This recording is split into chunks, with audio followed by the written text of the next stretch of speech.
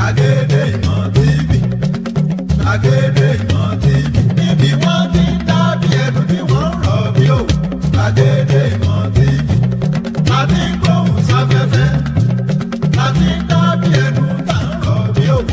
Gbàgede Ìmọ̀ TV, Gbàgede Ìmọ̀ TV, ọgbọ́n ń bẹ, òye ń bẹ, ìdánilẹ́kọ̀ọ́ lóríṣiríṣi ní Gbàgede Ìmọ̀ TV. Ẹ máa wò ó, ẹ máa gbọ́. Nílé lóko lẹ́yìn odi mo kí gbogbo àwọn ọmọ kóòtù òjíire lórúkọ bàbá gbàgede ìmọ̀ tí wọ́n jẹ́ kí wáyé ìkànnì tí a wà yé ẹni mo tún fi ń kí yín wípé ẹ kú dédé àsìkò yìí ọ̀rọ̀ tó ń lọ ní ètò ní ọ̀rọ̀ tó ń lọ ní kànnì amóhùnmáwòrán BGI TV. Wọ́n ti ní kí bàbá Banji Akintoye kí wọ́n lọ step down kí wọ́n lọ resign gẹ́gẹ́ bí adarí fún ẹgbẹ́ ajìjàgbara tí ó ń pè fún òmìnira orílẹ̀-èdè Yorùbá. Ọ̀rọ̀ yìí ti fariwo lọ́tùn wípé ó dàbí wípé wọ́n fẹ́ sọ gbogbo wàhálà bàbá yìí dásán ni. Ó dàbí wípé àsìkò yìí kì í ṣe àsìkò tó tọ́ láti lè máa gbé ọ̀rọ̀ yìí yẹ̀wò pé kí bàbá lọ ṣe kí ni lọ resign lọ step down gẹ́gẹ́ bí olórí kí wọ́n yan ẹlòmíràn. Bẹ́ẹ̀ náà ni àwọn èèyàn kan rí ìgbésẹ̀ yìí gẹ́gẹ́ bí èyí tí ó dáa wípé bàbá ti over 90 wọ́n ti fi gbogbo gbà ayé ọ̀dọ́ wọn títí di alẹ́ wọn wọ́n ti fi ń pè fún àjìjàgbara ilẹ̀ òmìnira Yorùbá fún ọjọ́ pípẹ́ wọn àwọn àti olóyè Sunday Igboho wọ́n ní àsìkò ti tó fún bàbá yìí láti lọ sinmi.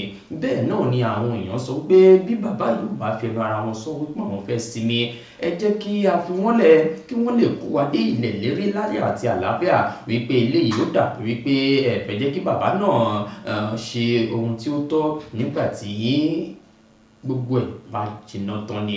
Ẹ wo àwọn àgbààgbà ilẹ̀ Yorùbá wọ́n jáde o wọ́n sọ̀rọ̀ bẹ́ẹ̀ náà ni lórí ọ̀rọ̀ diplomatic passport èyí tí ó di wípé àwọn èèyàn kan kọminú wípé kò yẹ kó jáde lásìkò yìí àṣé àsìkò tó yẹ kó jẹ́ rèé ṣé a ní data collection oríṣiríṣi ọ̀rọ̀ ló jẹyọ àwọn àgbààgbà yìí sọ̀rọ̀ ẹ mọ̀ wípé àgbà kì í wà lọ́jà kórí ọmọ tuntun wọ́ òun ló mẹ́nu bà ti ọ̀rọ̀ bàbá wa Banji Akintoye tó fi ní kí wọ́n step down.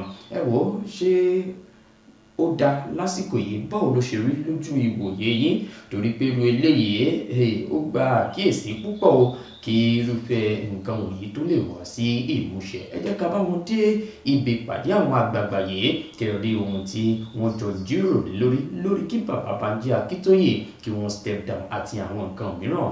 Ẹ jẹ́ ká débẹ̀. Mo kí gbogbo ilé o mo kí gbogbo ẹ̀yin àgbààgbà tẹ́ wà nídìí òrùlé ní mojúbà kí bá ṣe mo dẹ̀ kí gbogbo àwọn èèyàn wa náà gbogbo àwọn ọ̀dọ́mọdé wa náà tó wá tó ń ṣiṣẹ́ takuntakun. Mo fẹ́ kó yé wa wípé gbogbo ọmọ Yorùbá ló ní ìfẹ́ sí ilẹ̀ Yorùbá. Ìfẹ́ ilẹ̀ Yorùbá kì í ṣe pé ẹnìkan ní ju ẹnìkan lọ. Kò sí ọmọ Yorùbá tí ò ní ìfẹ́ Yorùbá ṣùgbọ́n bó ṣe yé kálukú mọ ní kálukú ṣe ń hu ìwà.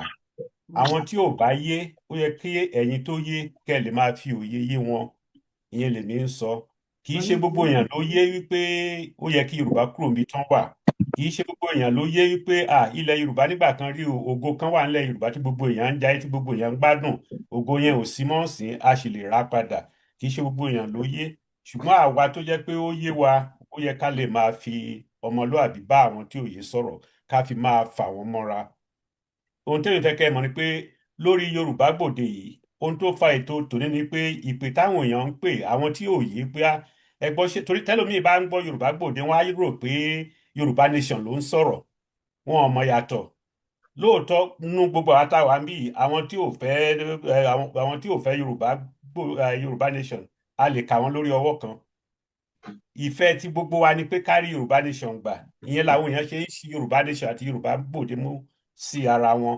Ìyẹn náà dẹ̀ ṣe ń pè wípé pásítọ̀tì yín báwo ni pásítọ̀tì yín báwo ni ìyẹn la ṣe ní kí ẹ̀yin tẹ́ wá ń di ìgbà kẹ́ wá ṣe àlàyé ẹ̀ fún wa lónìí. Inú wa dẹ̀ dùn fún àwọn àlàyé tẹ́ ẹ ṣe. Mo rò pé nínú àwọn àlàyé tẹ́ ẹ ṣe oníkálukú ọmọ Yorùbá ó máa mú lò nínú ẹ̀. Ṣùgbọ́n tèmi fẹ́ ká fi ṣe ọgbọ́n kọ́ ni wípé ìka tó bá tọ́ símú là fi re. orúkọ tó bá yẹ ọmọ ní kẹ̀kẹ́ ẹ jẹ́ ká sọ ọmọ kó má bàa di wàhálà torí tá a bá ní a gbé passport lẹ́nìkan lọ́wọ́ lénìí a lè ní ẹnìkan fi rìnrìn àjò lọ sí Senegal ó lọ ó bọ̀ bẹ́ẹ̀ tó bá tẹ́lẹ̀ mú ìbámu passport yẹn tó mú wọ Ìkẹjà ó lè di wàhálà fún tó bá mú lọ sí Àbújá ó lè di wàhálà fún ẹ náà kúmọ̀ bí Nàìjíríà ṣe rí bó bá ṣe wọ ọlọ́pàá náà ṣe ń túmọ̀ òfin wọn ọlọ́pàá míì lè rẹ́ lómi kò ní òkè máa lọ ó dẹ̀ lè jọ ọlọ́pàá míì kò ní wá ò lè lọ ò ní bọ́m̀bẹ̀ so oríṣiríṣi ni so èmi fẹ́ kó jẹ́ pé orúkọ tó bá tọ́ sí ká pè é sọ̀rọ̀ kò ní sí wàhálà fún àwọn tó bá mú rìn káàkiri ẹ ṣe púpọ̀ ẹ̀ tẹ́ ń ṣe a mọ rírì iṣẹ́ tẹ́ ń ṣe o a kẹ́gàn ẹnikẹ́ni nínú yín torí ẹni tó bá fi àyè sílẹ̀ tó ń ṣiṣẹ́ pé kí orílẹ̀-èdè wa kó bọ́ nínú àjàgàtà wa ó yẹ ká máa yìn lójoojúmọ́ iṣẹ́ gidigidi lẹ́ ń ṣe àdúpẹ́ lọ́wọ́ yín ẹ ṣé o olóòtú. ẹ ṣe balógun mọ̀ṣọ́ ẹ jọ on behalf of Yorùbá Gbòde I want to quickly recognize alàgbà Victor Olútáíwò ẹ̀kalẹ̀ káàsán káàárọ̀ níbo ni ibi tẹ̀ bá wà o alàgbà Victor Táíwò. ẹ̀kalẹ̀ sá o ẹ kújọ́ mẹ́ta o ẹ kú iṣẹ́ ìlú o. ẹ ṣe sà mo rí pé ti join wa for some time kí tó lọ sí ọ̀dọ̀ Káyọ̀dé Mọ́lá deputy national leader diaspora ṣe ní nǹkan tẹ́ fẹ́ sọ pẹ̀lú gbogbo tẹ́ gbọ́ yìí torí you are also one of the leaders bàbá Victor Táíwò. kò sọ̀rọ̀ kò sí ọ̀rọ̀. níjọ wa lọ́rọ̀ wà. inú ìjọ mi máa ń wà yeye àyìn àgbàgbẹ́ má bínú ọmọ kékeré ni o ẹni ìjọ mi ọ̀rọ̀ àwà kò ní sáyè ìjọ mi dẹ̀rẹ̀ àyè àwà kò ní sọ̀rọ̀ so èmi understand mo understand torí time yeye sorry ṣé ká lọ sọ́dọ̀ ẹmọlá kan bá round up ipe the harsh reality òun ní pèsè arrangement yìí may look good but is it the time. ó tó di pé ẹ lọ sí ọ̀dọ̀ wọn ẹ dákun mo fẹ́ béèrè ìbéèrè kan lọ́wọ́ wọn ohun tí a gbọ́ púpọ̀ jù lénìí ni wípé wọn ò lè fi ìwé ìrìn àjò pé wọ́n ń pè ní pásítọ̀tì lóòótọ́ kì í ṣe ìwé ìrìn àjò a dẹ̀ sọ lórí ètò yìí lónìí wípé ọ̀pọ̀lọpọ̀ àwọn èèyàn gbà wọ́n nímọ̀ràn pé kí wọ́n yọ pásítọ̀tì kúrò ń bẹ̀ kí wọ́n máa pè níṣẹ́ tó ń ṣe wọ́n ní bàbá náà sọ ńgbà tá a kọ́kọ́ sọ pé bóyá ID card bàbá náà ní àwọn gbé yẹ̀wò n tí mo wá fẹ́ béèrè ni pé kó tó di àsìkò tí wọ́n ó gbé yẹ̀wò tí wọ́n ó yọ pásítọ̀tì kúrò ń bẹ̀ tó bá ṣe é ṣe ǹjẹ́ a lè máa sọ fún àwọn èèyàn tó bá béèrè wípé wọ́n ní kì í ṣe passport tàbí pé wọn ò lè fi rìnrìn àjò mo fẹ́ kí alàgbà ẹmọ̀lá kí wọ́n fi ìyẹn sínú nǹkan tán máa sọ ṣé ńgbà tí wọ́n ti sọ fún wa pé wọn ò lè fi rìnrìn àjò ṣáwa náà lè máa sọ fún àwọn èèyàn pé wọn ò lè fi rìnrìn àjò. ẹ ṣe ìyá mi kí n tó dáhùn ìbéèrè yín ẹ jẹ́ n tiẹ̀ kí àwọn bàbá wa irú àwọn bàbá wa tán ládé níyì èèyàn lè rí wọn jókòó kó má sọ pé òun ò réèyàn so mo kí wọn àti bàbá wa Victor Táíwò mo dẹ̀ tún kí àwọn bàbá wa náà àtàwọn tó wá láti YSDM àtàwọn ìyá wa gẹ́gẹ́ bá a ṣe sọ in a simple form a ṣe fún àwọn èèyàn pé ẹ wá gba passport o Yorùbá nation ti délẹ̀ o kẹ wá fi máa rìnrìn àjò that will be very very misleading at the same time téèyàn bá mú dání tó gbé dé ibì kan tó ní see this is my nation I know I have this passport but this is my nation I just want you to stamp it tí immigration officer yẹn bá stamp wẹ̀ a lè sọ pé kìíní I'm just giving an example but the message is a lè sọ fún àwọn èèyàn pé ìwé tí wọ́n máa fi rìnrìn àjò ni púpọ̀ nù nǹkan tá a ti gbọ́ lálẹ́ yìí a máa mú lò àtúnṣe tó bá wà ń bẹ̀ tá a bá lè ṣe a máa ṣe. ẹ dákun alàgbà ẹmọ̀lá kẹ́ ẹ tó tẹ̀síwájú torí ká kúkú jẹ ìkúrú tán ká má gbọ́n ọwọ́ ẹ̀ sáwò kó lè bá kípàdé ìjókòó wa ò ní kó lè bá a ṣe pàtàkì tí àwọn èèyàn bá bi wá nípa ìwé yìí. ẹ sọ fún wọn pé kọ́ bá gbà tó bá fẹ́ gbà pé wọ́n fẹ́ fi rìnrìn àjò kọ́ bá gbà ó àní kẹ́nìbọ̀dì wà gbà Aha. Àwọn kan béèrè ọ ní kíni mo ní ẹ ti dá ìbéèrè mi, ẹ ṣeun. kò sí ìlú tó lọ ọ ní ṣé máa pe àwọn èèyàn kan wá máa gbà mo ní no ìlú òkè lọ pe àwọn èèyàn pé kẹ́ wá gbà ẹni tó bá mọ̀ pé ó ní nǹkan gbà ó lè gbà ẹni tó bá mọ̀ pé kò ní nǹkan gbà so ká má dẹ̀rù pé gbogbo ọ̀ràn tá a ti sọ ń bì gbogbo ọmọ Yorùbá ló ti gbọ́ ìmí máa dé lọ́la kì í ṣe gbogbo ọmọ Yorùbá ló ti gbọ́ o torí about a week or two ago a lọ sí world media àdèyànnàná gbogbo àwọn ọ̀rọ̀ yìí fún wọn àtún ti wá síbí láti wá ṣàlàyé àti kọ́ àwọn ẹ̀kọ́ kan tá a máa múlò àwọn èyí tá a ní múlò a máa kó sọnù àwọn míì tó tẹ̀ tí ìyẹ ká lò a máa kó síbì kan títí di ọjọ́ tá a bá lè múlò the only thing tó kàn wá ń bẹ̀ ni pé tá a bá tún débi àwọn ẹlòmíín tún lè pè wá pé ká wá yànnàná ọ̀rọ̀ yìí fún wọn ìdí tí mo yẹ sọ pé bákan méjì ni mo mọ̀ pé passport tó wà lórí ẹ̀ ló dàbẹ́ ni pé ó fẹ́ fa ọ̀rọ̀ àmọ́ passport nǹkan méjì ni passport ń ṣe ìkíní ni identity gẹ́gẹ́ bí dáàdì wa mínísítà Adéyẹmí ní tó ṣàlàyé identity ibi míì tẹ́ bá débì kan lè ní where is your identity gan tá a lè fi mọ̀ pé who you say is who you really say you are. In those instances, it is very useful and functional. In the other instance of pé you use it in the terms of traveling, at this moment, ó lè ṣàìmá wúlò, but ó lè wá di ọjọ́ ọ̀la kó wá wúlò. Then a tún lè rí àwọn tó lè lọ síbì kan. I have British nationality, I have British passport, I have Nigerian passport. There are so many countries I can travel to, either with the British passport or with the Nigerian passport. I could show them identity. Ìlú ọba tí mo wà ń bì, ẹlòmíì tó bá ní where are you from? Mani, I'm from Yorùbá land. Anywhere is that? When you go to Google Map and find out. So it is promoting my identity. It is promoting who I am. So tẹ́nìkan bá ní mo fẹ́ lọ gbà á títorí pé mo hate Nigeria mi ò fẹ́ gba Nigeria passport. That it is not intended to replace the Nigeria passport, but it is showcasing our identity as Yoruba and who we are. So ẹni tó bá fẹ́ gbà pé òun fẹ́ gba ìwé ìrìnnà pé òun fẹ́ lọ gba visa àbẹ́ òun fẹ́ ṣe kínní ó ṣìnà kì í ṣe document eléyìí ló need kó lọ sí Nigeria government kó lọ gba Nigeria passport. Ẹ ṣé gan. ẹ ṣeun àdúpẹ́. Kábíyèsí round up o. Bẹ́ẹ̀ ni.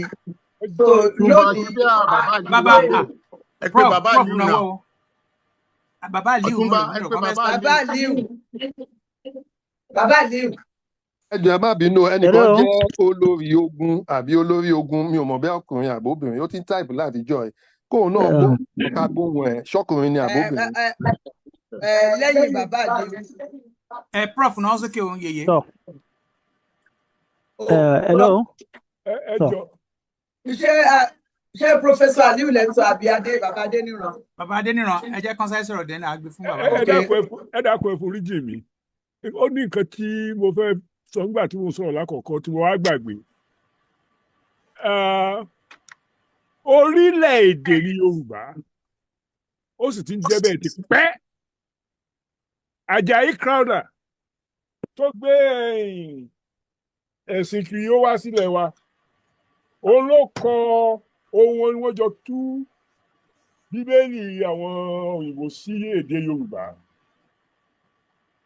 ìwé orin tí à ń lò ní ṣọ́ọ̀ṣì wa nígbà tí mo wà kékeré wọ́n ti lòdì sí o ìwé àdúrà àti orin mímọ́ ní èdè what Yorùbá kíní kan kúndé fún orílẹ̀-èdè Yorùbá kò sẹ́ni tí ò ní kí ni ìtumọ̀ orílẹ̀-èdè lóde òyìnbó from Latin word natio abínibí land ní ẹ̀rọ so nǹkan tí wọ́n pè ní nation òyìnbó èdè orílẹ̀-èdè ló jẹ́ lédè Yorùbá a gbọ́dọ̀ sá fún yẹn now ọ̀tọ̀ ní kílẹ̀ ò jẹ́ orílẹ̀-èdè kí wọ́n tó create Israel àwọn Júù ti pera wọn ní nation so if they are able to talk of the nation of Israel today what were they doing before 1948 a gbọ́dọ̀ mọ̀ pé tá a bá ti ń ṣe ìtumọ̀ láti èdè kan sí èdè kejì, there is a danger of confusion. Ilẹ̀ Nàìjíríà ò kì í ṣe orílẹ̀-èdè. Èdè wo ni mo fọ̀ mbẹ́? Orílẹ̀-èdè, you speak one language. So it's never that sanitary, I agree. So why don't we just say Yoruba land, Yoruba nation is seeking autonomy?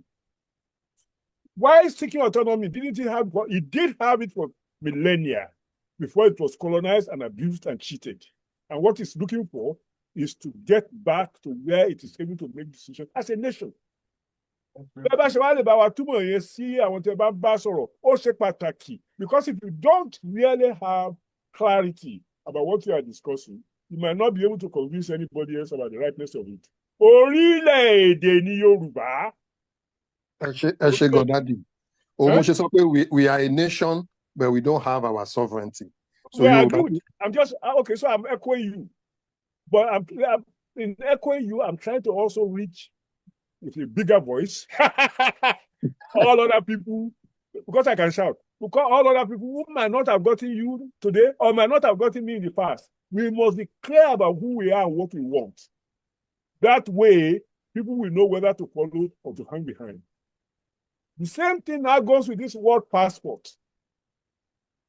It's true that I studied Latin, I studied French, I read Spanish, and I think I speak some English. But I certainly speak Yoruba better than any of these things.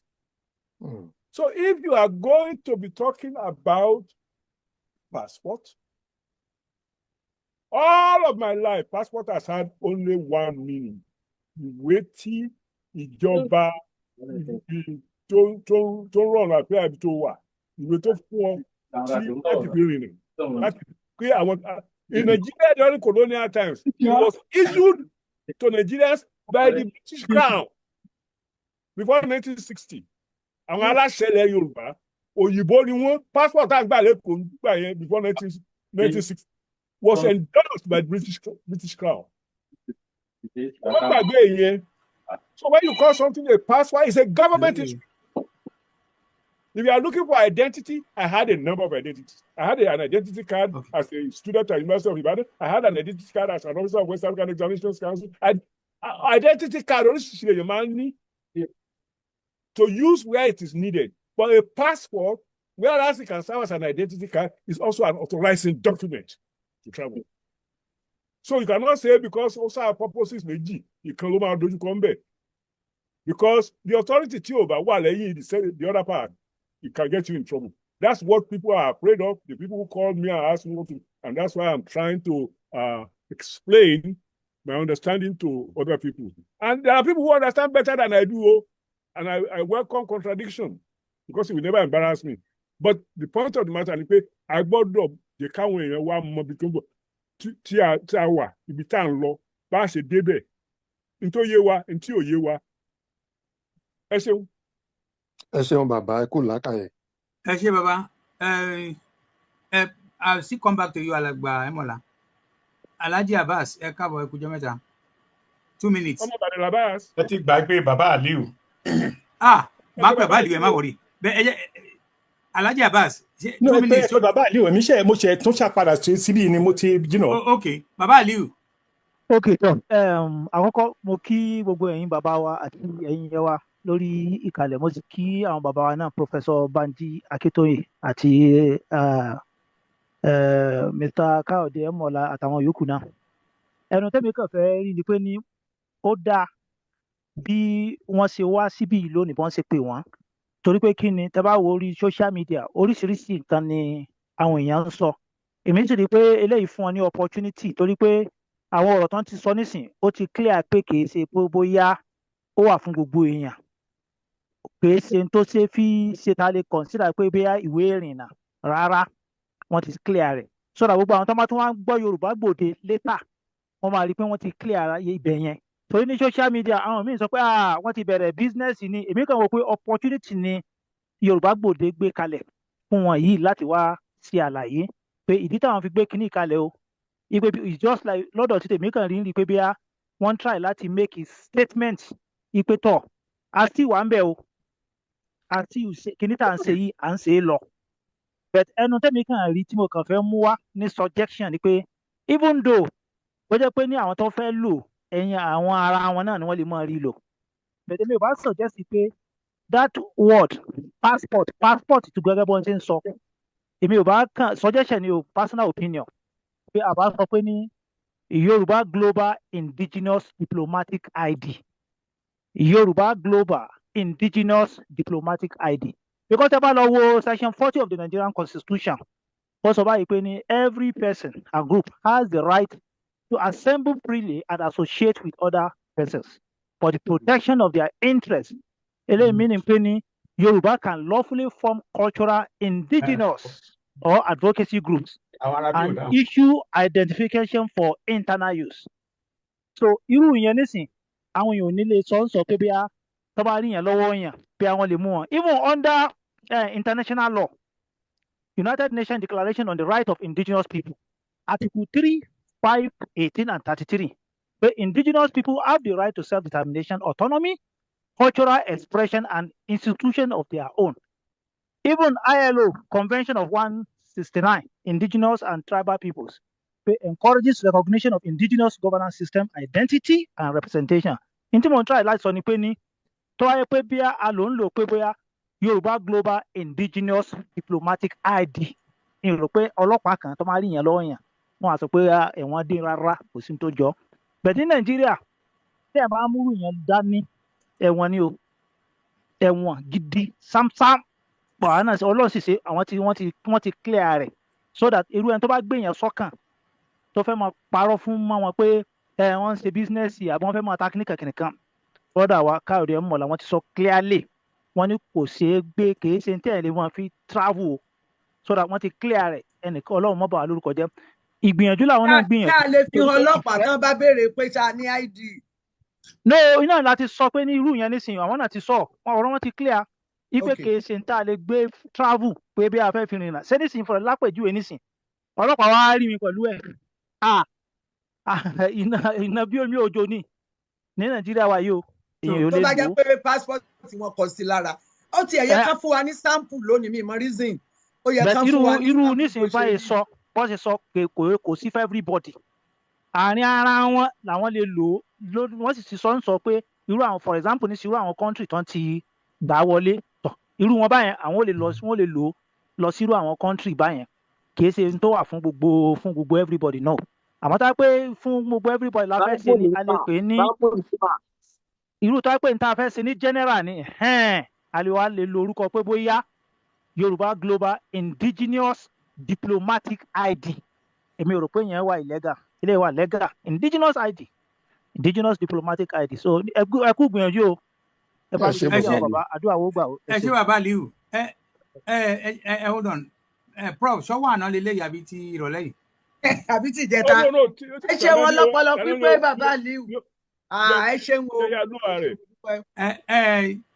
La Crown mò ń bọ̀ àbáyín ẹ jẹ́ kí n sáré fún alàgbà Abbas ní just 2 minutes torí ọjọ́ àná lọ àwọn náà fẹ́ close. alàgbà Abbas. ẹ ṣe ẹ pé tó impression tá a get ò ní pé anybody tó bá jẹ́ ọmọ Yorùbá wọ́n lè lọ gba passport yẹn. ẹ dákun ẹ bá mi béèrè lọ́wọ́ alàgbà Ẹmọ̀lá ṣé lóòótọ́ ni ẹ confirm ẹ. àti ẹ mọ̀ pé ọ̀pọ̀lọpọ̀ àwọn èèyàn ló ní anybody can get it nǹkan tó bá pè ní diplomatic kì í ṣe everybody ló ń gba diplomatic anybody can get an ordinary passport or whatever àmọ́ ti ní èdè passport yẹn ló dàbẹ́ ni pé ó ń rú àwọn èèyàn lójú and what we aim to achieve Ọlọ́run dẹ̀ ṣe àti ráyè yànnàná most of the nǹkan tó rú àwọn èèyàn lójú we intended it for identity tó bá ṣe pé bí abiti passport yẹn we will consider it and redesign it nǹkan tó bá dẹ̀ máa jẹ́ a máa jẹ́ kí it's not something I can say here. Okay, so not only the fact pé ẹlẹgbẹrẹ passport only the only problem naming it diplomatic is a big problem also. The implication is this, and for your information, I traveled on diplomatic passport for 20-something years. or anybody that carries diplomatic passport is representing the authority that issue it 24 hours. Anything any ever say 24 hours, 7 days a week is carrying out the business of the issuer. Oh. Now, a teba issue for anybody, but Yahoo, Yahoo, you are responsible. Awọn ọ̀daràn, anything they do, they are carrying out the business of the issuer. 24 hours, 7 days a week, 7 days. 24/7. Now, diplomatic passport is a burden. Trust me, it's not good for any authority, but it's a burden. Anybody that carries diplomatic passport, I don't care anywhere you go anywhere, you must have a visa on it. Even ordinary passport, there are 3 different passports: the regular one, official passport, and diplomatic passport. To buy regular passport, you are better off the regular one, because there are some countries you can go and get visa. You cannot live. Once you are diplomatic, you must have a visa anywhere you go in the world. Well, no exception to that rule. Wow. Like me, if I'm going to South Africa, travel regular American passport, I don't need visa. I can go. It gives me. I can go in and out 20 times without anybody asking me a question. But once you carry a diplomatic, you must have a visa on it. Wow. Now, you must have a process in place to repatriate that person 24 hours a day. Wow. I don't talk more. Because when you go somewhere, if there's trouble, they have the obligation to take you out of that position 24 hours a day, 7 days a week. So there are so many implications about naming anything diplomatic. So diplomatic yes, it's a burden. It gives you a status, but it is a burden. No,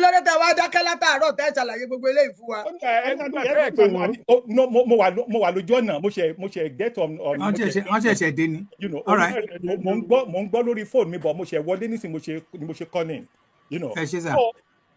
So there are too many things that is tied to diplomatic passport. Number one, anywhere you must get a country clearance. If you are traveling on diplomatic passport, you cannot just take it and go anywhere. There's something they call country clearance. If you don't have country clearance, you cannot travel with a diplomatic passport. Ìlú law authority one sọ fún pé anybody on board with a diplomatic passport a number of days or number of years by ló máa lò lọ́dọ̀ yín o. Wọ́n spell out exactly what you are coming there to do. They have to spell it out. You are coming there to do so and so, and they will also tell you have to tell them. Ibi tẹ́ni ẹ máa gbé o gbọ́dọ̀ ti make arrangement kẹ́ni tó travel. Gbogbo transportation system tó máa lò o gbọ́dọ̀ make arrangement. So too many things is tied to diplomatic. Anything you call diplomatic. So if you don't have all this process in place, if you don't have this authority to get all these things in place, you cannot label it diplomatic, and nobody can travel it with it. In fact, with that information, hello, I think shame on the comments. I want to buttress what he's saying. This is Bishop Adesina. Okay, 1 minute. Sorry. Okay, 1 minute, Abi. Now, I thank God he said he came late. Gbogbo nǹkan tó sọ yẹn ni mo ti ṣàlàyé nígbà tí mo ń sọ̀rọ̀. Being that I have fetí sílẹ̀, gbogbo nǹkan tó sọ yẹn mo ṣàlàyé. Mo ní ó ní àwọn nǹkan tó ń bá bàbá ṣiṣẹ́. The arrangement wà to unload, that's diplomatic. Then the purpose why don't you want fly their house to di pé okay, you want to buy ọmọ Yorùbá everywhere, maybe you can come for it, is to widen the frontiers of the country that recognizes us. If you want everywhere, why is them did not have that fund and capacity? And we want to have our nation as quick as possible. So everything TSO Amorote Gbawa, we have noted. Boya will go home now and do our homework. The diplomatic remain and we exist for those working with Baba and we be under. While the one that will be available, we can change it to ID. I think that is my conclusion. It's just like if I put a little bit of legal thinking into what you just said now, it's not criticism in any form or shape. This is a limited opportunity for some limited officials. We should not announce it to everybody. Wow. That's just my observation. Yeah, torí pé ẹ dákun o, mo fọwọ́ àti ọmọ dín yín lẹ́nu o. Èmi ò rò pé iṣẹ́ rí ẹjọ́ nítorí Ọlọ́run. Inú mi dùn pé alàgbà Káyọ̀dé Ẹmọ̀lá wọn ṣì wà bí Bishop Adésínà ṣì wà bí báyìí. Ṣé rí in as much as ẹ bá rọra ń dọ́gbọ́n wò wípé àbí Yorùbá gbé wa sáyé àbí nǹkan kan bẹ́ẹ̀ yẹn, mo fẹ́ kẹ́ ẹ máa rí bí grace torí ó lè jẹ́ blessing in disguise. Torí pé gbogbo nǹkan tí mo gbọ́ lẹ́nu alàgbà Alhaji Abbas èmi ò mọ̀ tẹ́lẹ̀. Mo ti mọ̀ pé diplomat ni wọ́n fún ọ̀pọ̀lọpọ̀ ọdún àti ẹ bá dẹ̀ tún wò ọ̀rọ̀ ọlọ́gbọ́n kì í tà ṣe tòmùgọ̀ ló ń yàtọ̀. Tẹ́ ẹ bá gbọ́ nǹkan tí ọ̀dọ́mọdé ọ̀gá ọlọ́pàá Lakran náà sọ.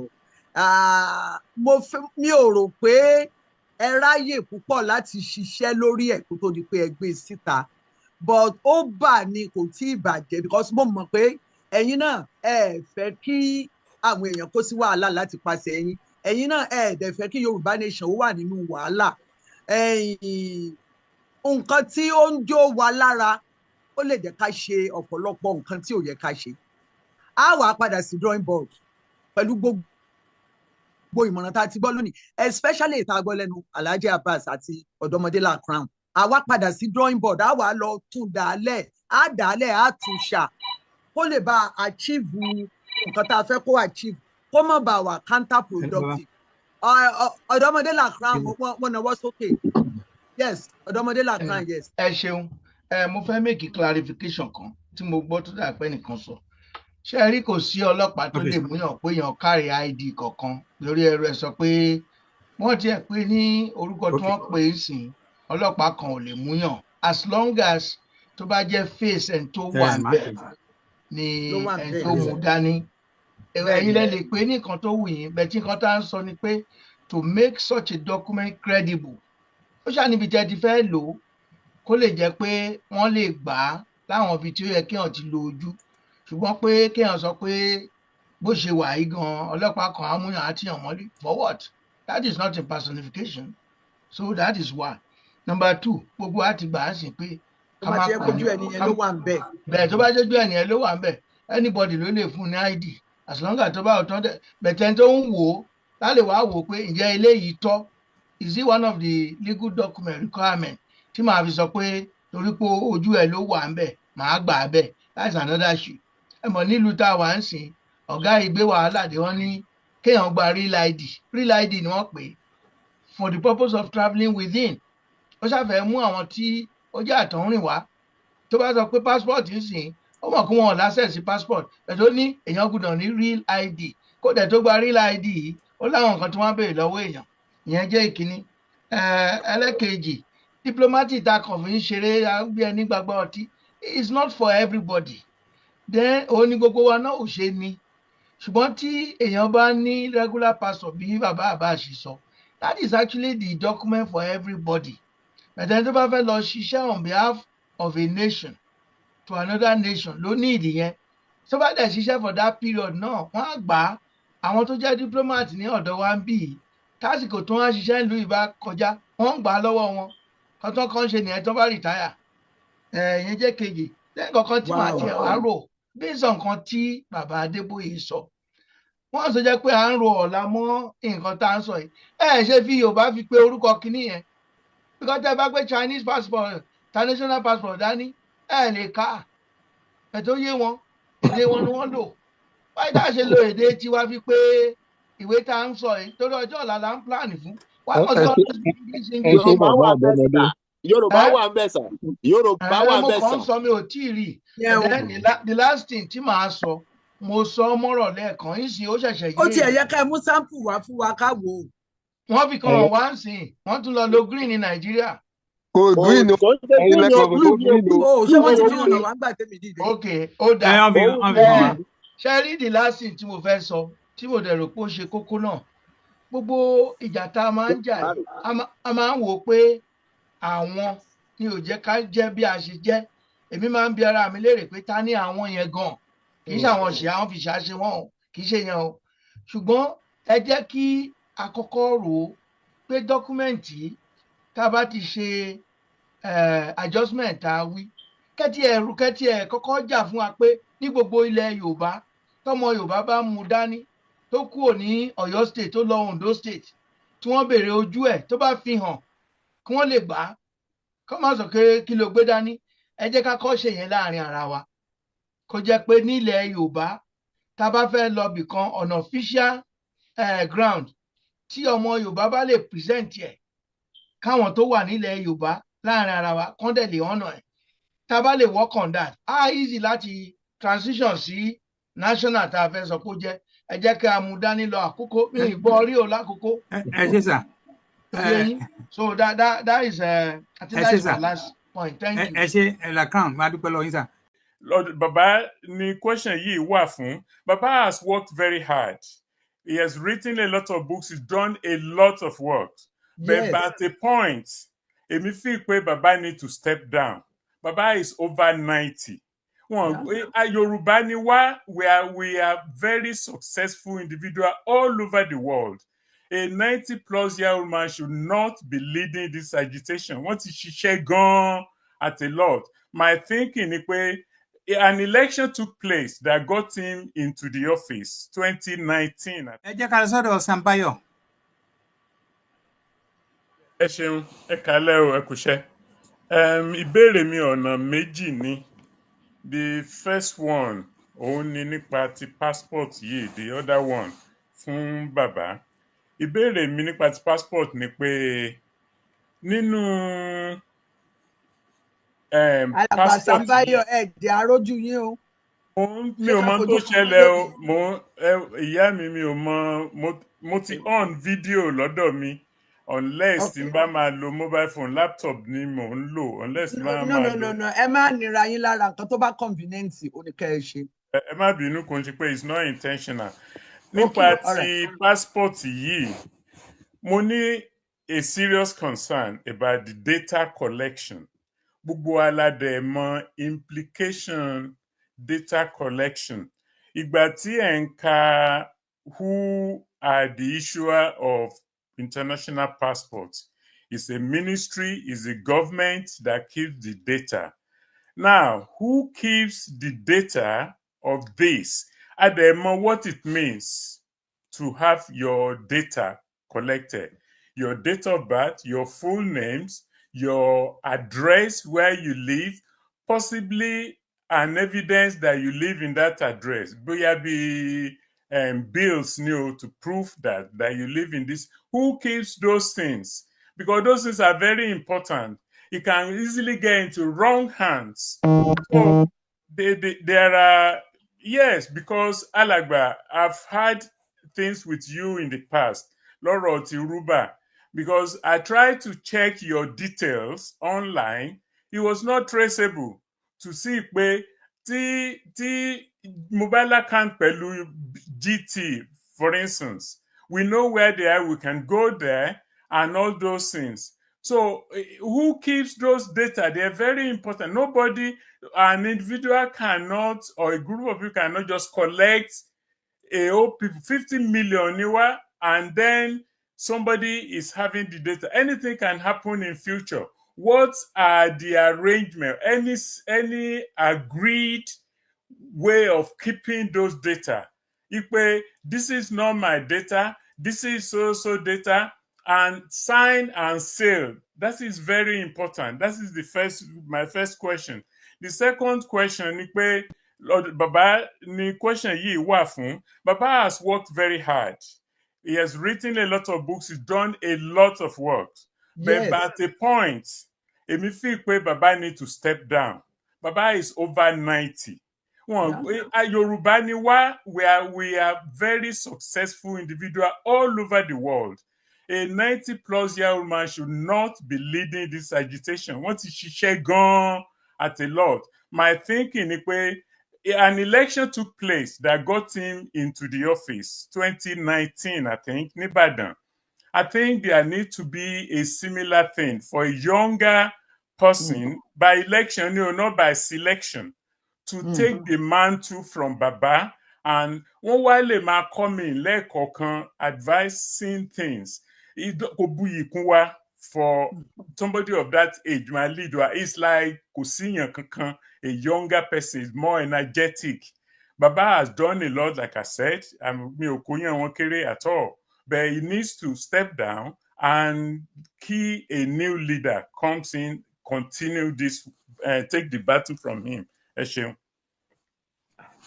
Gbogbo àwọn tẹ́lẹ̀ ìjà o, bàbá ò sí ń bí láti dá question yẹn. Yeah. Oh. Can I bring a suggestion? Yes. My suggestion is like there's a new dimension into what we call this meeting for.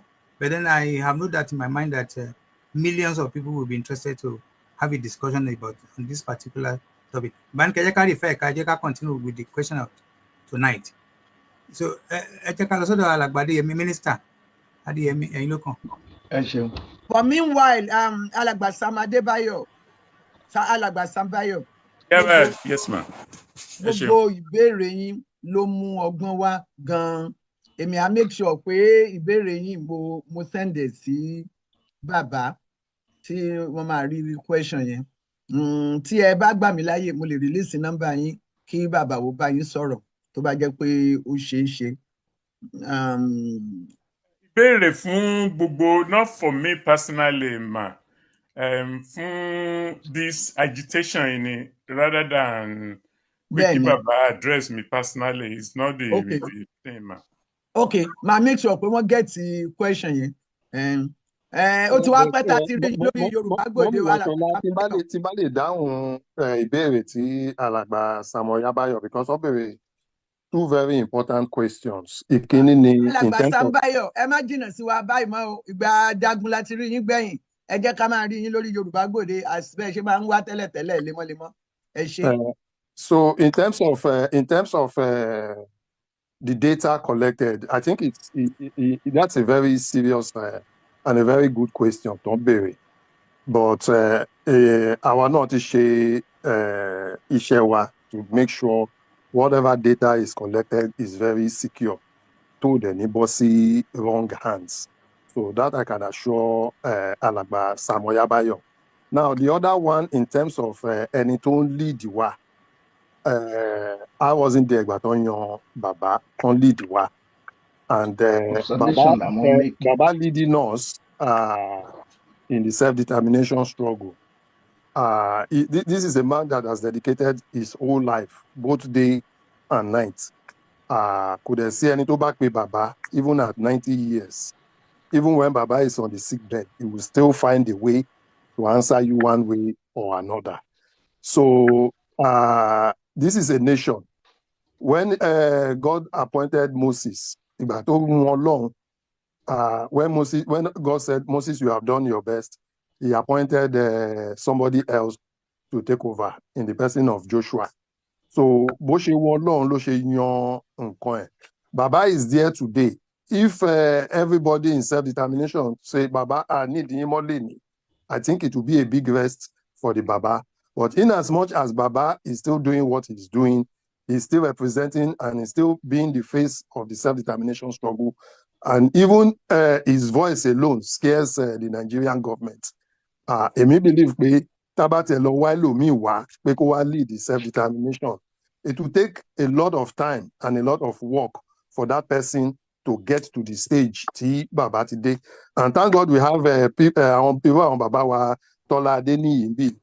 Baba Adeniyi wọ́n lè ròyìn iṣẹ́ tó ń ṣe, not 1 year, not 2 years, just to even take Baba to media so that can't tell more Baba pé okay o, there is something like self-determination. So it takes it's not just we are not an established nation. A lot of people might confuse the movement that we are a nation. A lot of people think we are in a nation. We are still a people trying to find our feet. So how you fight a self-determination is different from how you rule a nation. I can assure you pé tá bá ní Yorùbá nation lẹ́nu, Baba will not lead the Yorùbá nation. The Yorùbá people will vote their elected leaders tó dẹ̀ máa lead the Yorùbá nation. Ṣé gan? Ẹ ṣeun, ọ̀rọ̀ yín dáa. Nǹkan kan tẹ́mi kàn fẹ́ fi kún ni pé àwa Yorùbá náà la máa ń sọ pé ibi gẹrẹjẹ là ń bá gbà. Bàbá ti ṣe iṣẹ́ gan-an tó sì wúyàn lórí. But the fact pé bàbá ṣì ń ṣe lọ, ohun tó fi hàn wá ni wípé àwa ọmọ ẹ̀yìn wọn àkójú wọn, torí tó bá yẹ pé a kún ojú wọn ni bàbá ó ti ẹrú lè mọ bá bàbá náà pé àwọn tá a gbé kinní ilé lọ dá mọ bí wọn ó ṣe so kì í ṣẹjọ́ bàbá pé bàbá ṣì wà ń bẹ, àwa tá a wà lẹ́yìn wọn ní ká hùwà tí ó fi hàn pé akójú wọn tí bàbá ò fi lè fọkàn balẹ̀ láti lè gbé fún ẹnikẹ́ni. Ẹ ṣeun. Okay, so Adélé àsìkò mi ló olóòtú tún sìn. Minister. Mo dẹ̀ fẹ́ sọ nípa màá bẹ̀ níbi ọ̀rọ̀ tẹ́ sọ tán yẹn. Ẹ dákun, ta ló ń sọ̀rọ̀? Ṣé wọ́n ti ní ká tí wọn ò bá ní ẹ sọ̀rọ̀? Ẹ dákun, ẹ má ní ṣé minister ẹ jẹ́ sọ̀rọ̀. Hold on, ẹ jẹ́ sọ. Tí wọn bá tí ì pè yín, ẹ mọ́ sọ̀rọ̀ torí àwọn èèyàn pọ̀ níbí náà tí wọ́n fẹ́ sọ̀rọ̀. Ètò níyan gán tó mọ, ètò ní àgbàdo tó ọmọ tiẹ̀ láàlà. Ẹnìkan wà níbí tó ń ṣe ètò bí àwọn èèyàn ṣe ń wọlé. Tẹ́ ẹ bá tí ì gbọ́ èmi ló kàn, ẹ má tí ì sọ̀rọ̀. Adélé olóòtú, ẹ máa bá iṣẹ́ lọ, ẹni tó bá kàn ní ẹ pè. Ó dà pé Minister Adéyẹmí ọmọ bàbá. Èmi ló kàn tẹ́ bá àkókò mi tí mi ò dẹ̀ complain. Ẹ ṣàlè lójú yín. Ẹ sọ̀rọ̀ bàbá làkúrẹ́. Àwa ló kàn, so èmi mo wà lórí ọpọ́n. Just from the last thing tí mo sọ fún wa tí mo sọ ni pé àkíyèsí ni Sambayo ṣe. A kò ní ìdí response ju pé ẹ̀yin tẹ́ tó dàbí pé ẹ̀yin lẹ wà ń di ètò lọ́wọ́ ǹsìn ẹ mú nǹkan tí wọ́n sọ ẹ̀kẹ́ mú lò. Ẹ̀yin tẹ́ rò pé ń pera yín lójoojúmọ́ ẹ lè rò pé ẹ̀yin nìkan ló wà ń bẹ̀. Bẹ̀rẹ̀ àwa kan wà ń bì kan tó jẹ́ pé observation tí wọ́n make yẹn tẹ́ ẹ̀ bá mú lò ẹ ní rérò lẹ́yìn ẹjá sòótọ́ fúnra. God forbid tí ọba tó nílé tó nílẹ̀ tó láyé tó lọ́run tó bá ní àsìkò tó lọ́la, ṣé èèyàn mí pé movement yẹn ò ní continue ni? So what he has observed is for the so-called movement, the active participants for now, kó jẹ́ iṣẹ́ tẹ́ fẹ́ gbé yẹ̀wò, kò sẹ́ni tó sọ pé bàbá ò ṣiṣẹ́. Ṣùgbọ́n generation tá a wà ń sìn ẹ kàn lè máa lọ by circle tẹ́ pé kò sí nǹkan tá a ti bẹ̀ jáde. That is just on the last point. Bẹ́ẹ̀ tí nǹkan tí mo rí lè fẹ́ sọ̀rọ̀ lé lórí ni pé àti Bishop Adésínà àti ọ̀gá Káyọ̀dé Ẹmọ̀lábí ṣé bẹ́ẹ̀ ni? Bẹ́ẹ̀ ni. Ó dàbí pé ààbò àwọn arákùnrin méjì yẹn tó ó fi wá dàbí ọ̀rọ̀ argument. Àwọn ló wà ń di ọ̀rọ̀, àwọn ń sọ nípa iṣẹ́ tí wọ́n ṣe, àlàyé tó dẹ̀ yẹ wà ń bẹ̀ ni wọ́n ń sọ. So bẹ̀ tó dàbí pé à fún wọn láyè láti sọ tẹnu wọn ló fi dàbí pé à ń gbà bẹ́ẹ̀ ní gbàgbọ́ ọtí ìyẹn apá kan.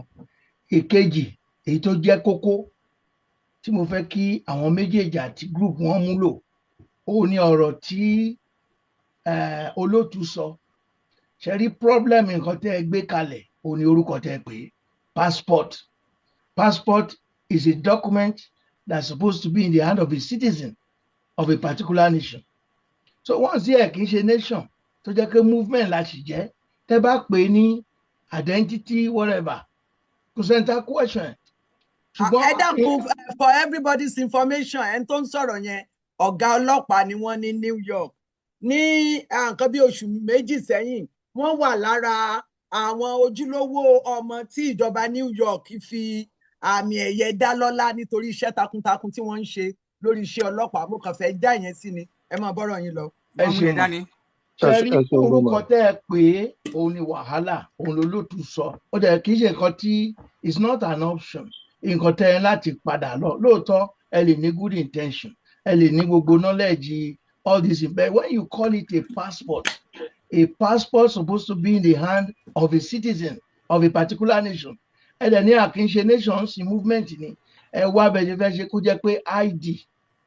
Kókó nǹkan tí n bá tiẹ̀ sọ òun náà Sambayo sọ yẹn. Irú èmi ń sìn, I don't think out of credibility and integrity mo fẹ́ kó information mi sọ́wọ́ àwọn kan tí ń ṣe pé bóyá òfin kan ló gáìdì wọn láti sọ pé mo fẹ́ gba passport yẹn tẹ bá pè ní passport bẹ́tẹ̀ bá sọ pé ID rèrò tá a fẹ́ gbà á ẹ ń sọ̀rọ̀ pé for identification náà ló wà fún ṣebí èèyàn wà ní company tó ń ṣiṣẹ́ tí company ní ID ṣebí school ní ID so tẹ bá sọ pé Yorùbá identity card kò sófin tó ní a lè ṣe but ibo la ti lè lò ó òun ní issue bẹ̀ tó bá yẹ pé láàrin ara wa kí a máa lò ó láàrin ara débi pé ní state wa wọ́n lè gbà pé tí wọ́n bá nírú kinní yẹn ọ̀nà tó yẹ kẹ́ ẹ gbé gbà nìyẹn káwa ara wa lè gbà láàrin ara wa náà kó tó di pé àti ẹ̀ ń dábàá pé ṣàfẹ́ lò ní orílẹ̀-èdè èkejì àbí kan nílùú tí mo wà bí wọ́n ṣe sọ ní New York àwọn àtọ̀húnrìnwá wọ̀nyí wọ́n máa ń ní ojú tí wọ́n ṣe láàrin ara wọn ìgbà míì tó bá di kọ̀ráǹgídá bọ́n ṣe ń pè é tọ́lọ́pàá bá dáyàn dúró àbí tó fẹ́ béèrè ìbéèrè lọ́wọ́ èèyàn wọ́n fẹ́ mọ ẹni tí wọ́n ń bá sọ̀rọ̀ ó ní ìdí identification ṣẹ́rí tí ò bá ní òfin sọ pé kí wọ́n gbé lọ sílé ọlọ́pàá àgọ́ ọlọ́pàá láti wá ẹni tó máa identify ẹ̀ ṣẹ́rí ńgbà míì ṣẹ́rí kíní tá a wí táwọn aráabí ṣe fúnra wọn especially Mexicans wọ́n ti ṣe láàrin àwọn Mexicans tó yẹ pé ó ní at least certain information kan ìgbà míì tọ́lọ́pàá bá rí tó o dẹ̀ busy wàá kọ̀ wò pókè òun ló wà ní ojú ẹ̀ ló wà ń bẹ̀ information wàá jẹ́ kó lọ bẹ́ẹ̀ ìgbà míì tó bá fẹ́ ṣiṣẹ́ wàá ló gbà yẹn pé àfẹ́yí tí òfin ilẹ̀ gbà ó jẹ́ ojú so if we have it as an identification tí a ń push pé ní Yorùbá state kí wọ́n lè consider pé anybody tó bá ní kán tẹ̀lé hànà ẹ̀ pé Yorùbá lélẹ́yìí that would be a good step nínú New York fúnra ẹ̀ gangan sí wọ́n create ID fúnra wọn tó yẹ pé as long as you live in New York City ibikíbi tó bá lọ tó bá present ID yẹn wọ́n á hànà ẹ̀ bẹ́ẹ̀ tó lè lò kọjá New York City bí ìgbà tí wọ́n ní èèyàn wà lẹ́kọ̀ọ́ bẹ́ẹ̀ tó bá lọ sí local government mi wọn ò ní gbà bẹ́ẹ̀ ní city yẹn wọ́n ṣe torí kí wọ́n mọ̀ pátọ̀ ń rí wa ó pọ̀ ńbẹ̀ so another problem tó lè wà tí adé sọ ni pé ṣẹ́rídìí mọ́ tẹ bá ti pè ní passport yẹn àwọn kan wà ní ilẹ̀ Yorùbá out of their own agitation àbí pé wọ́n ṣe serious o wọ́n á ní wọn nígbà tí Nàìjíríà àfi tí Yorùbá yẹn làwọn á gbà so tó bá dé lọ gbà á lóòótọ́ a mislead irú àwọn bẹ́ẹ̀ because wọ́n lè fẹ́ kọjá àbí kó dé ibi tí àwọn agbófinró ti sọ pé legal ID ni wọ́n fẹ́ wọ́n á dẹ̀ gbé yẹn jáde and at that point they cannot defend it so ẹ jẹ́ ká pè ní ID fúnra wa tó jẹ́ pé ká tẹ̀ sọ pé láàrin wa ní state wa káwọn èèyàn wa kán hànà ẹ̀ á help wa better mo rí pé iṣẹ́ gidi lẹ́ ń ṣe bẹ́ẹ̀ question tèmi ni pé kí ló fa ọ̀rọ̀ passport lásìkò yìí àkókò lèmi ti wá tẹ bá lọ sí gbogbo local government tó wà lákòókò àní 6 àní 4 ní Ondo state àní 2 ní Edo kò sẹ́ni tó sọ̀rọ̀ agitation àbí pé Yorùbá movement o and that is what I used to tell them nígbà tí gbogbo kíní ẹ̀ dé pé ẹ jẹ́ ká wá ọ̀nà tó jẹ́ pé àwọn ìyá lọ́jà àwọn tó ń tata gbogbo wọn á ní òye nǹkan tá a wí yìí kò kàn ń ṣe kọ́ tó bá ń ṣe lẹ́kọ̀ọ́ Ìbàdàn àbí kì í ṣe ẹni Yorùbá o ẹ̀yin tó dẹ̀ wà active nínú movement yìí ẹ má wò pé bóyá ẹnìkan lẹ̀ wà ń bẹ̀ because orúkọ yẹn cover ọ̀pọ̀lọpọ̀ orú wa tẹ́ kì í bá sọ̀rọ̀ nǹkan tẹ́ bá dẹ̀ ṣe ó ta bá àwa náà tó mo fẹ́ ká rò ó dáadáa àwọn ìgbésẹ̀ tẹ́ ẹ gbé èyí tó bá ní láti ṣe àtúnṣe ń bẹ̀ pàápàá jùlọ ọ̀rọ̀ pé àpè ní passport yìí I think I would advise that we should take a second look at it. ẹ ṣe sà bàbá wa ẹ ṣe ok ẹ jẹ́ ká lọ sọ́dọ̀ alàgbà Káyọ̀dé ẹ̀yin ló kàn dé náà lọ sọ́dọ̀ Olúṣẹ́gun. ẹ̀yin tẹ́ ń sọ̀rọ̀ lábẹ́nú ẹ jẹ́ kán pè yín kẹ́ tó sọ̀rọ̀. mọ́mí wa mo kàn fẹ́ dúpẹ́ lọ́wọ́ dáàdì wa mọ̀lá ló ń sọ̀rọ̀. ẹ jẹ́ kán pè yín kí ló dé tẹ̀ jẹ́ kán pè yín ẹ jẹ́ kán pè yín náà. yèyé ẹ jẹ́ kán sáré respond àwọn ní national deputy leader ẹ jẹ́ kán sáré sọ̀rọ̀. bàbá wa mínísítà Adéyẹmí a dúpẹ́ lọ́wọ́ yín fún gbogbo àwọn ọ̀rọ̀ tẹ́ ẹ sọ yẹn gbogbo àwọn nǹkan tẹ́ ẹ dẹ̀ sọ àágbéyẹ̀wò àádẹ́mú lò à ń pé gbọ́n ni a kì í pé gọ̀ So gbogbo àwọn nǹkan tẹ́ ẹ sọ yẹn, we will review our own policies and then make some amendments tá a bá ní láti ṣe. Ẹ ṣé gan. ẹ ṣeun. ẹ ṣé alàgbà Ẹmọ̀lá. Yèyé ó dà pé Olúṣẹ́gun Akọ́mọlédè ló kàn. ok ẹ jẹ́ kán sọ̀rọ̀. Ẹ káalẹ́ o gbogbo ilé, ẹ ṣé gan ni tẹ́ fún mi ẹ jẹ́ láyè arójú yìí o. Olúṣẹ́gun. kíní mi ò ṣiṣẹ́ o so ẹ ti rórúkọ mi Akọ́mọlédè ni any of you tí ò bá gbédè màá kọ yín but fídíò mi ò ṣiṣẹ́ so. ẹ jẹ́ sọ Yorùbá ni ẹni kí ni yóò ṣiṣẹ́ lẹ́jẹ̀ṣẹ̀ wáyé wa. nǹkan méjì lèmi fẹ́ dá sí. Ìkíní ni leadership, pé olórí wa nísìnyí bàbá lolórí bọ́ ẹ rántí pé torí pé a ti rí pé bàbá náà wọ́n ti dàgbà ní YSGM ṣe structure ta nísìn ta ní deputy igbákejì olórí ní ilé àti igbákejì olórí ní ìta. Àwọn igbákejì méjèèjì àwọn náà ní right wọ́n tó ṣe olórí, so àwọn méjèèjì ni wọ́n jẹ́ ẹni tó lè ran bàbá lọ́wọ́ torí gbogbo nǹkan kọ́ ni bàbá lè ṣe. Bàbá ò lè máa sá káàkiri lọ sí gbogbo ibi tó yẹ kán lọ, bọ̀ wọ́n ní àwọn èèyàn méjì tí ìkànnì wọn ni tó wà ní diaspora, Mr. Ẹmọ̀lá, àwọn náà ṣe sọ̀rọ̀ tán yẹn. Èkejì ni architect Akínọlá. Àwọn méjèèjì wọn tí dàgbà tó yẹn. Mo mọ̀ pé Mr. Ẹmọ̀lá bá náà sì ju 50 something lọ. Architect bá bí 60 something or less ni age wọn, so wọ́n sì wọ́n lè pè wọ́n lágbàlagbà. So àwọn méjèèjì yẹn bí ọwọ́ àtẹsẹ̀ bàbá ni àwọn náà ń bá wọn ṣe gbogbo nǹkan tí bàbá ò lè ṣe. So níbi tá a wà ń sìn, èmi sì fi pé ó yẹ ká sì máa ọ̀nà bàbá, pé ká fi bí wọ́n ṣe jẹ́ leader kán sì máa jẹ́ leader, kí àwọn méjèèjì yẹn kán gbé gbogbo iṣẹ́ oríṣiríṣi tí bàbá ń ṣe ń sìn kán gba most of it kúrò lọ́wọ́ wọn, èyí tó jẹ́ pé bàbá lè ṣe láláìsí wàhálà fún wọn torí ọjọ́ orí wọn, kí bàbá sì máa ṣe, kán dẹ̀ sì máa jẹ́ leader. Ní àìpẹ́ láì jìnnà Ọlọ́run máa ṣe, a máa rí ní ìlú wa gbà. Tá bá dẹ̀ wá rí ìlú wa gbà nígbà yẹn, àwa yan olórí tó máa jẹ́ olórí wa nígbà yẹn. Àmọ̀ràn tèmi máa mú wá nìyẹn. Then nípa ti passport, èmi fi pé nǹkan tí wọ́n ṣe nǹkan tó dáa ni, torí tẹ bá mọ nǹkan tí passport Nàìjíríà tó ṣe ń fìyà jẹ àwọn èèyàn níta, ẹ bá wọn sunkún. Mo ti gbé passport Nàìjíríà, ṣe mọ̀ US citizen lèmi, bọ̀ ìgbà tó ọmọ mi lọ ṣiṣẹ́ ní India, kò sí flight kò sí Delta lè máa ń wọ̀, kò sí Delta láti India lọ sí Nàìjíríà. So mo ń láti lọ gba flight míì láti India lọ sí Nàìjíríà, tí mo gbé mo dẹ̀ ní pé màá lo èmi àti ìyàwó mi á lo passport Nàìjíríà láti India o, ká fi lọ Nàìjíríà.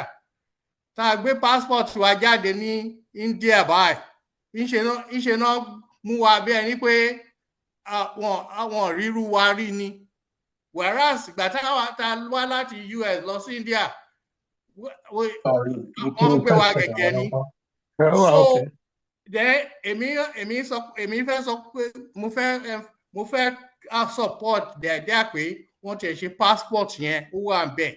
Bí àti ẹ̀ lè fi rìnnà, wọ́n tiẹ̀ ní láti gbé jáde wípé ẹ wá máa gbà á kẹ́ lọ fi rìnnà, bọ̀ pé wọ́n ti ṣe, ó ti wà ń bẹ̀. ìjọ́kíjọ́ tá a bá gba ìlú wa tí ò dẹ̀ ní pẹ́ torí ọmọ Yorùbá tó bá sì ń sọ pé Nàìjíríà ló ń fẹ́ kú sí ìjọ kan máa dé tí gbogbo ilẹ̀kùn ayé máa tì mọ́ Nàìjíríà nísìn ọmọ ordinary Ghana wọ́n lé Nàìjíríà ká má ṣe sọ US báyìí tẹ́ bá gbé Nigeria passport dé anywhere ní US wọ́n máa fojú burúkú wò yín bẹ́ẹ̀ náà ni anywhere else in the world. ẹ jẹ́ ká rápẹ̀ ọ́ torí àwọn ẹlòmíràn. Gbàgede Ìmọ̀ TV, Gbàgede Ìmọ̀ TV, níbi wọ́n ti ń dábìí ẹ̀dùn tí wọ́n ń rọ̀ bí òwú. Gbàgede Ìmọ̀